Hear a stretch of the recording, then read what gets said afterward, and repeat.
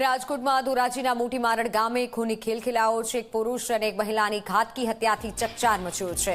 દુર્ગાબેન અને રોહિતભાઈ દંપતી હોવાનું સામે આવ્યું। વાડી વિસ્તારમાં દંપતીનો મૃતદેહ મળ્યો। બોથડ પદાર્થ મારી હત્યા કરી હોવાનું અનુમાન છે। પોલીસે મૃતદેહને પોસ્ટમોર્ટમ માટે ખસેડ્યો છે। તપાસ વધુ હાથ ધરી છે। દુર્ગાબેન અને રોહિતભાઈ દંપતી હતા।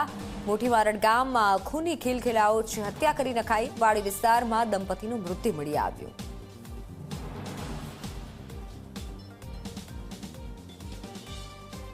શું ઘટના બની એ ખબર નથી। કાલ સવારે હું 11 વાગે અહીંથી વયો ગયો છું।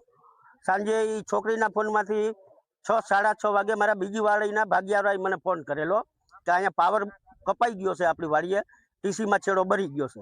એટલે એના માટે મને ફોન આ છોકરીના મોબાઈલમાંથી મારા બીજા ભાગ્યાવાળાએ મને કરેલો। હું સવારે આવ્યો ને મેં જોયું કે આ એક ખાટલા ઉપર સૂતેલ છે, એક નીચે છે ને બેયના મોઢા માથા અને મોઢાના ભાગે ઘણું લોહી દેખાયેલું।